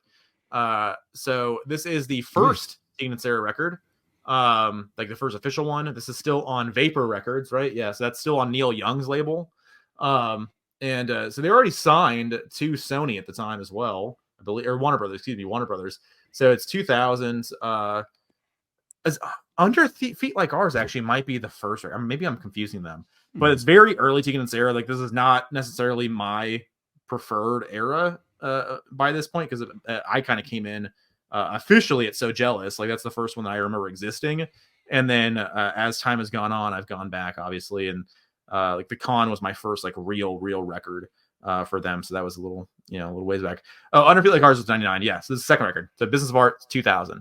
So regardless, there's nothing on here for me like off the rip that I have not listened to this that I'm really like kind of drawn towards. I might know some of these songs, but like nothing that's coming to me. So maybe I need to check. Cool Goodwill find.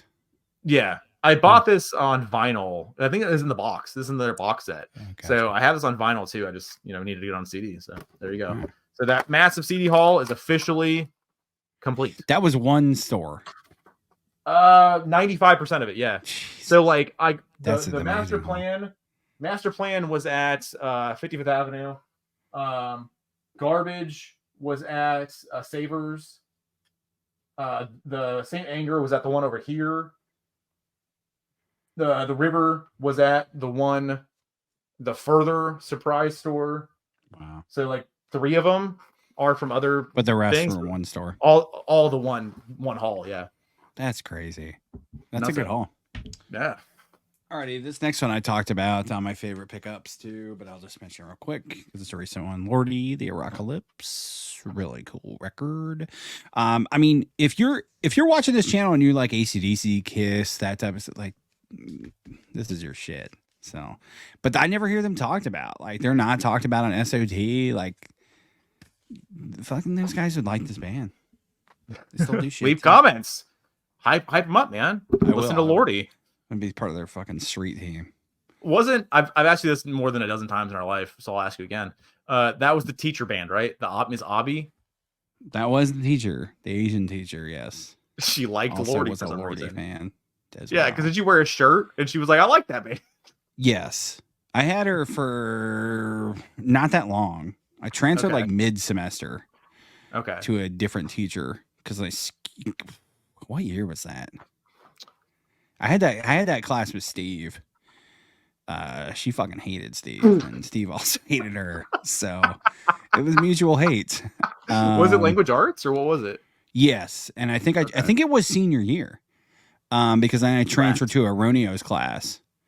Okay. And the reason it got changed is because like the beginning of senior year I didn't have a half day, and then I think like after the first quarter, I had a half day the rest of the year. Okay. So everything got like mixed up and I had to change teachers and shit. So I didn't have her that long. But to answer your question, a long-winded answer, yes, that was the Lordy teacher. Shit, that might have been junior year because that was also the class where Chris Cavanis was like, oh, Hurt has a new record, Hurt Volume 2. And that was the first time I heard Hurt Volume 2. Chris Cavanis, you're on his iPod. Yes. So, yeah, man. Chris is cool. Worked at Target together. He would do photo shit. He was your man crush, Chris. I've heard you for years, Jock Chris Trianis, many times. Shout out. I don't know where you are, Chris, but you still got a big fan here in one tie. Dude, holy shit, memory.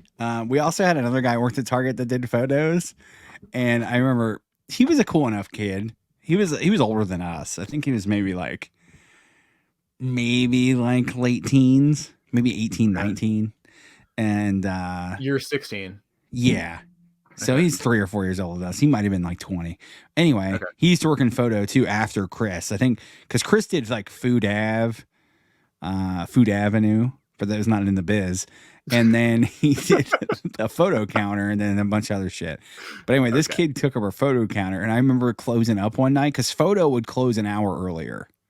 Okay. Photo would close at 9, which that was the cake gig. Also Food Ave, because you got to shut down at 9 and start cleaning shit up.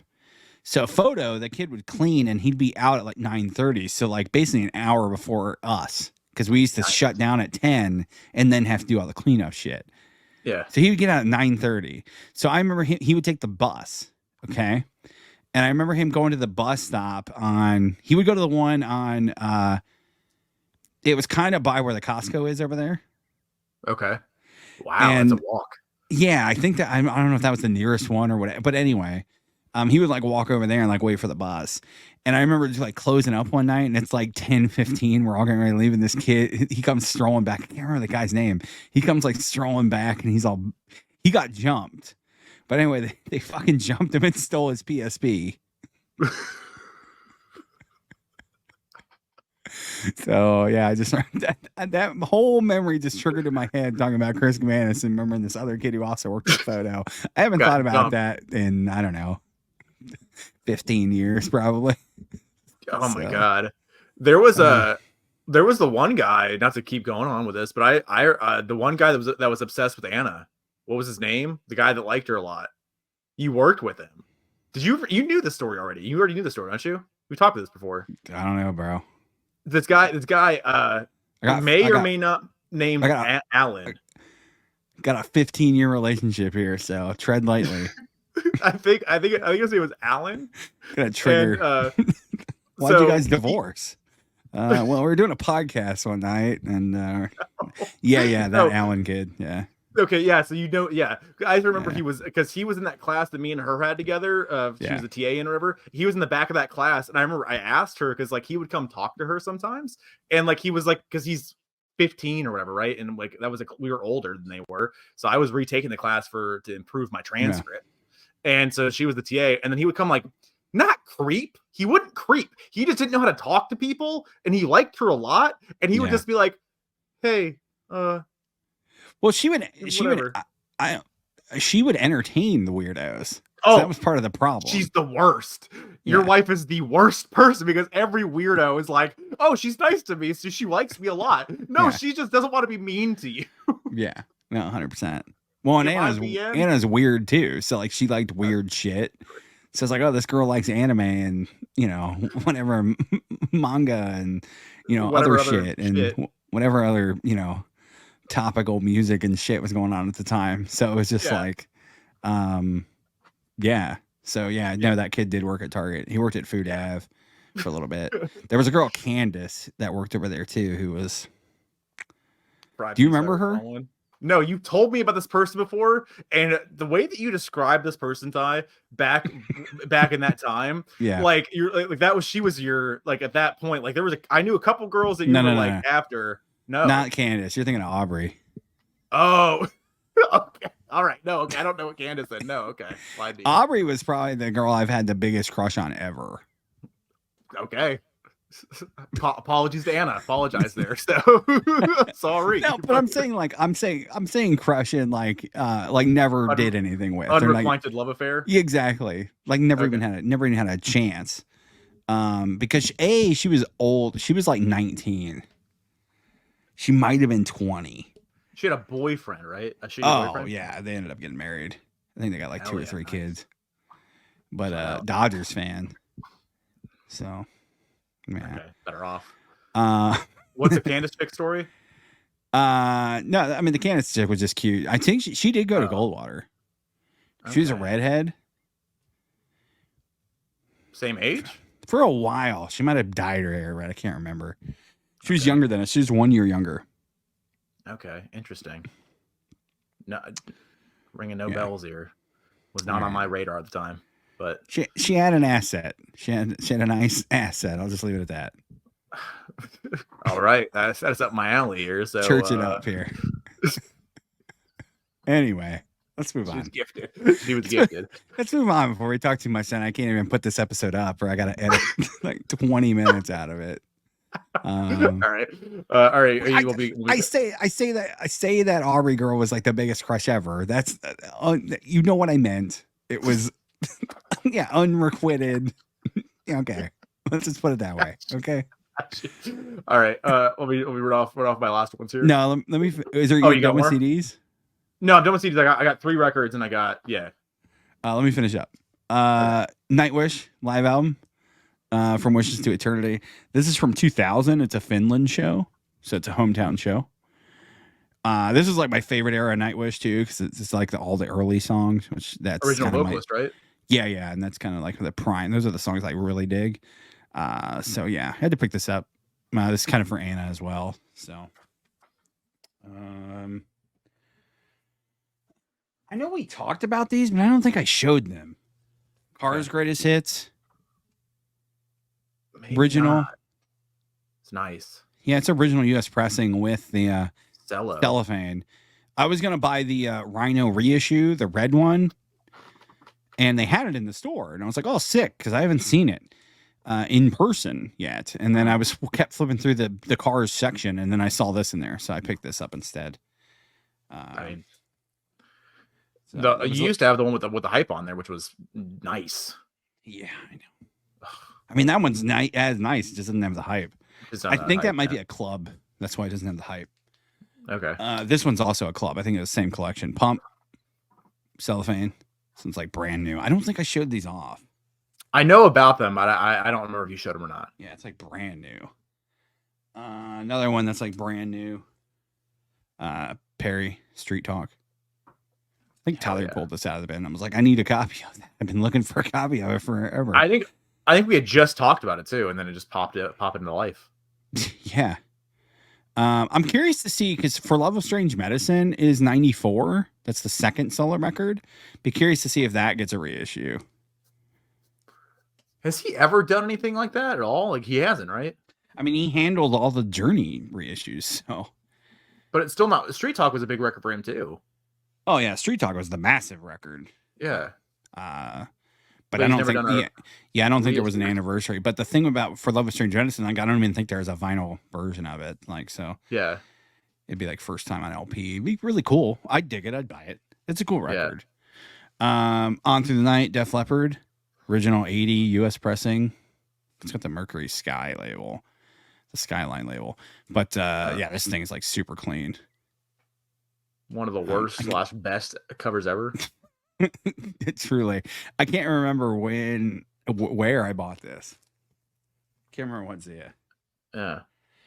This one, I'll do this one and then we'll finish up yours and then I'll finish up mine. I got like 5 more or so. This one I haven't shown off on the channel. I've had this for months and I don't think I've shown it off. I bought this is normally $100 on Amazon. Okay. I think I bought it for like $30. It was really cheap. It's still like 50. So it's still really cheap. Devin Townsend. This is Order of Magnitude. So this is Empath Live Volume 1. I don't even think there's Volume 2 yet. But this is a couple years old. I think it's, from what I remember right, it's most of the Empath album. And then there is some extra songs on here too. This is recorded live at the Roundhouse in London. So you've been getting lucky with some Devin shit, because I don't know. I've never seen that shit pop up, but I feel like it's popped up kind of often enough here recently. I probably wouldn't have bought that for $100 for sure. And it was like 30. It was like 70% off. That's crazy. All right, what you got? Okay. All right. That's crazy though. Like, I went from seeing nothing of that shit to like seeing not a lot, but seeing enough of it. All right, something that I have here that I buy if I find them cheap enough, and I bought this at Goodwill. So like, I mean, right? Didn't I buy? Yeah, I bought this at Goodwill. Yeah, but Man on the Moon. This is the transmissions from the moon from the Yeah, you haven't shown that yet. yeah. So from That's cool. One Neil Armstrong, Buzz Aldrin, and Alan Shepard. Not Alan Shepard. Alan Shepard's dead. Mike Collins. Mike Collins just recently passed away. R.I.P. So we just got Buzz left. So super sick. It has ABC narration on there. Excuse me, NBC. Mr. Roy Neal. So it's the voice tapes and a little bit of narration to go along with it, and has a book inside of this as well. And it's just super clean. So I bought this for like $1, I think it was, maybe $2. Really cool. Super clean. So yeah, if I can find like I said, well, we've done this before, like political shit or like space stuff or the fuck, I'm gonna pick it up every time because it's just very interesting to me just to have that for historical purposes. So yeah, so Man on the Moon, hell yeah. Did I give you those 7 inches?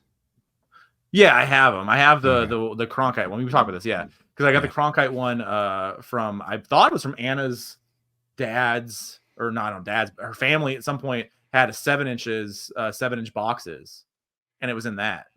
You might have taken those, but I had another one that was like a gatefold. Ooh, and it was similar. I think it was transmissions. I think it was Apollo 11. Interesting. Okay. So I don't know. You might end up with it. I don't know. I might. Yeah.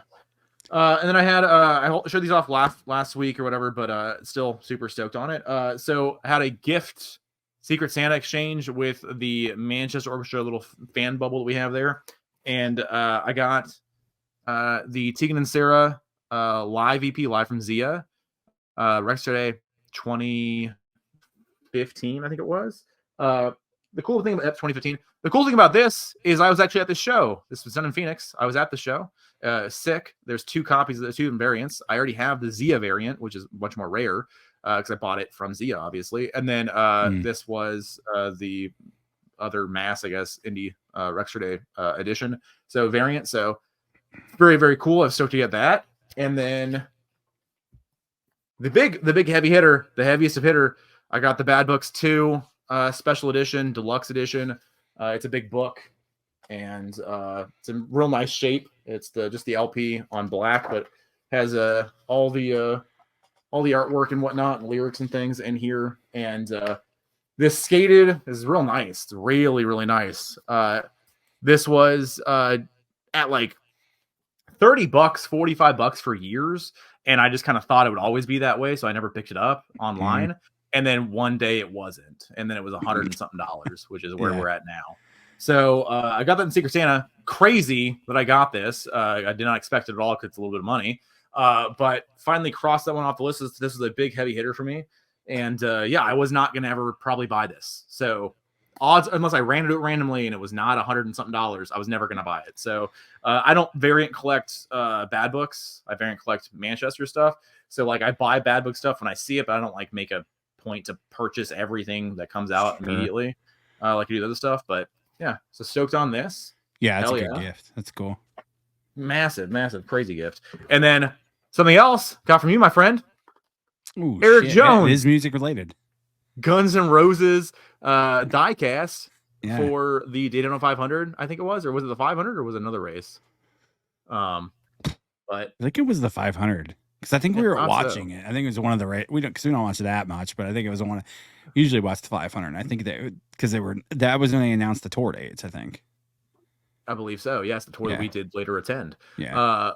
But yeah, so Eric Jones has a sticker in there, has the car with Guns N' Roses written on it 15 times, nothing else really. Some roses, and yeah, so. I didn't forget about it, but I didn't think that this existed. I thought it was just the big boys, and that stuff is money. So the fact that it did little guys, I was very stoked that you purchased it from my friend. There's a lot of them too. I figured they'd be like moving. Yeah. There was a lot of them at the store. So Guns fans are unaware. I'll put it out there into the gun store. I don't know, the gun range. I don't know what we're called. The gunners. Put it out on Reddit. I think I'm a member. Yeah. Yeah, the Guns N' Roses are Guns N' Roses. So there you go. I'm out. So go out. Let me get back into the last of my vinyl, and then we'll get out of here. Another soundtrack weird soundtrack haul. She's Having a Baby. Nice. Original motion picture soundtrack. This is a special IRS promo. So the IRS label. And it's a promo like sampler of the soundtrack. Is that the Ali Sheedy movie? No, She's Having a Baby is Kevin Bacon and the girl's name. Hold on. Yeah, She's been in a bunch of stuff. Elizabeth McGovern. Okay, fair. You may know she's been in. She's in Downton Abbey. Now, like recently. Once Upon a Time in America. I don't know if you ever saw that movie. No. I think that's De Niro. What else? Nothing for you. I don't recognize her off the rip here. I don't recognize her. Have you ever seen that movie? It's a great movie. What? She's Having a Baby. No, I've never seen it. No. It's one of my mom's favorite movies. It's a great movie. Yeah, Kevin Bacon, and it might take place in the same universe as Planes, Trains. Okay, interesting. Because Kevin Bacon has various jobs, but he does end up going into the city in Planes, Trains, and She's Having a Baby. Might be the same guy. Oh, okay. All right, I can see what you're going here. At the beginning of Planes, Trains. Okay. Might be the same universe.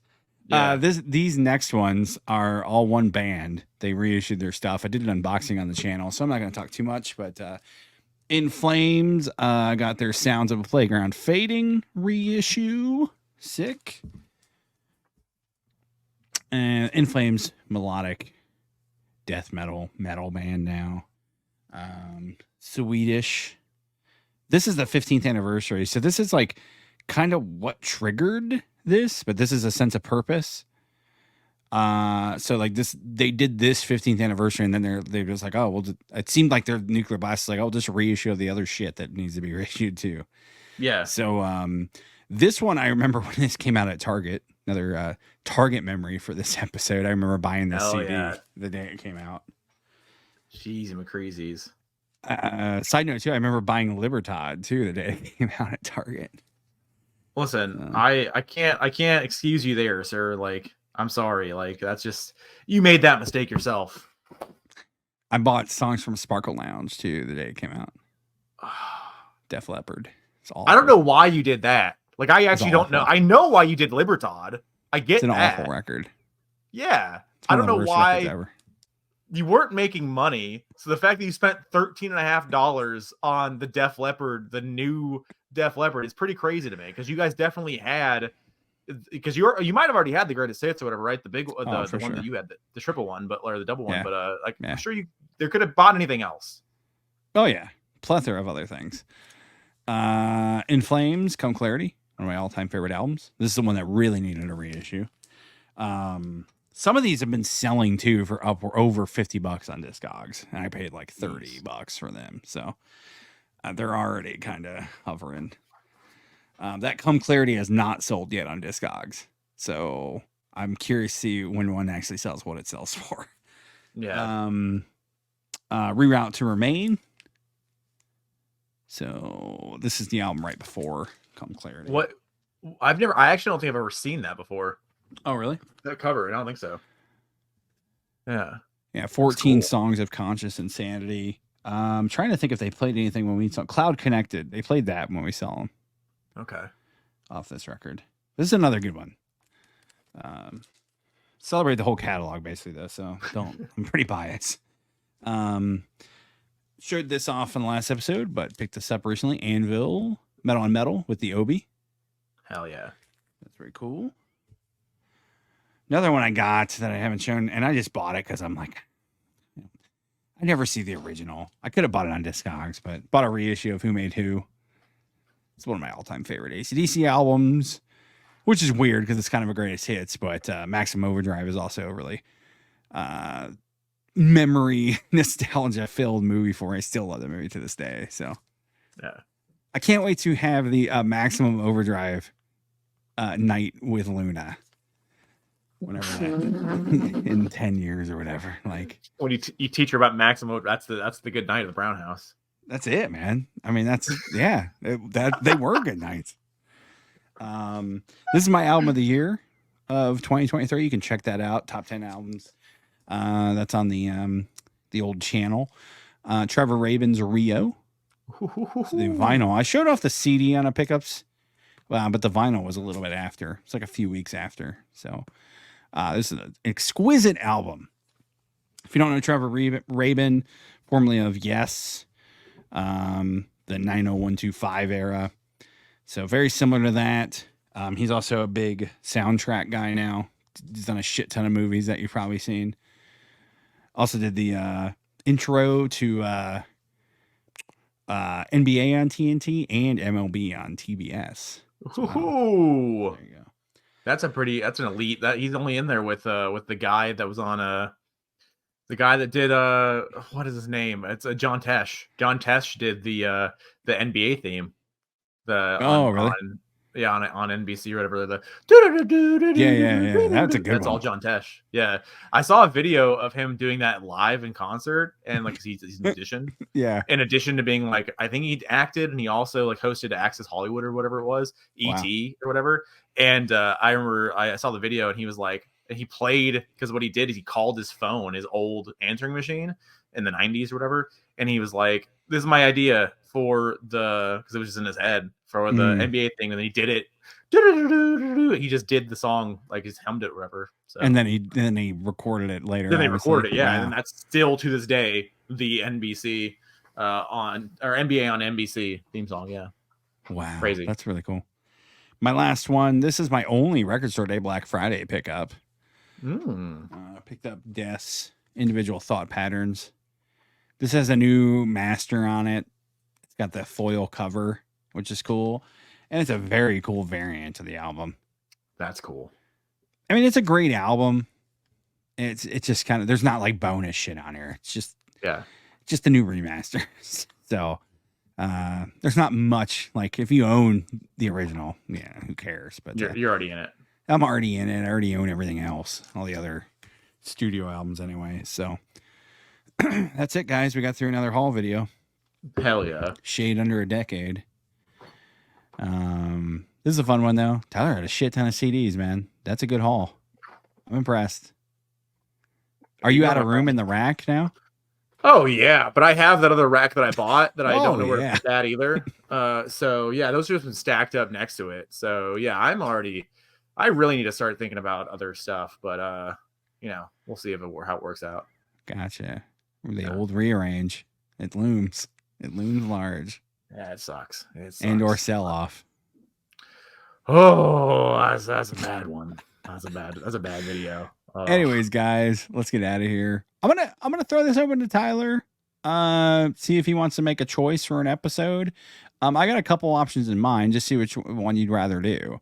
Okay. We are into the new year, so we are on brand new anniversaries. 94, Josh has requested that we wait for him. So can't do 94. But 84 is also a banger of a year. Is 84 a banger? Ton of shit.